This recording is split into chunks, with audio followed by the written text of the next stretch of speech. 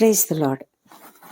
ప్రవక్త అయిన సమూయేలు ఇశ్రాయేలీయులతో చెప్తున్నటువంటి మాటలు, దేవుడు మనకు రాయించినటువంటి మాటలు, శ్రేష్టమైన మార్గము.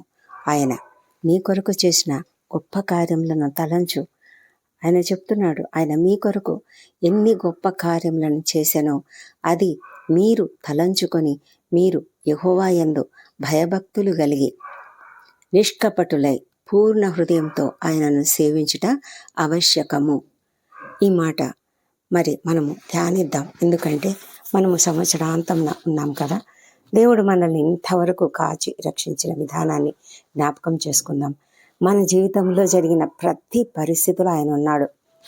అది మేలైనా కీడైనా, సుఖమైనా దుఃఖమైనా, ఏ సమస్యలోనైనా, ఏ పోరాటంలోనైనా, మనము ఎలాంటి అవమానాలు ఎదుర్కొన్నా, నిందలు సహించవలసి వచ్చిన ప్రతి పరిస్థితిలో కూడా దేవుడు నీతో ఉన్నాడు.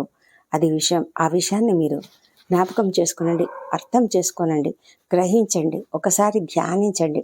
మీ జీవితంలో గత సంవత్సరం అంతట్లో నీకు ఏ సమయంలో ఏ దుఃఖం కలిగింది, ఆ సమయంలో నీవు ఎలా ఆదరణ పొందావు. చాలాసార్లు మనము దుఃఖంలో ఉన్నప్పుడు, బాధలో ఉన్నప్పుడు ప్రార్థన చేస్తాం కదా. ఒక్కొక్కసారి కోపంతో ప్రార్థన చేస్తాం. దేవా, ఎందుకు ఎందుకు నాకు ఇలా జరిగింది, ఎందుకు ప్రభా, నాకెందుకు? కొంతమంది అయితే నాకే ఎందుకు అని కూడా ప్రార్థన చేస్తూ ఉంటారు. అయితే దేవుడు మన ప్రార్థన ఆలకించే దేవుడు, వినే దేవుడు. ఆయనకు తెలుసు, ఆయన మన హృదయ వేదనను ఎరిగినటువంటి వాడు. ఎందుకంటే ఆయన మనతో పాటు సహానుభవం కలిగినటువంటి వాడు. ఈ లోకంలో ఆయన అందుకే కదా శరీరధారిగా ఉన్నాడు.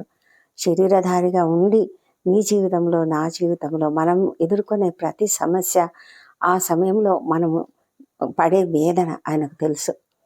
అందుకే ఆయన మనతోనే ఉండి, మనతో ఇంతవరకు కాచి, మనతో ఉండి నడిపించిన ఆ దేవాది దేవునికి, ఆ ఇమ్మానుయేలు దేవునికి, ఆ ఇమ్మానుయేలు అంటే ఆయన మనకు తోడు, సదాకాలం తోడై ఉండే ఆ దేవాది దేవునికి, ఆయన చేసిన గొప్ప కార్యములను తలంచుకొని కృతజ్ఞతాస్తుతులతో ఈ చివరి దినాన్ని గడుపుదాం.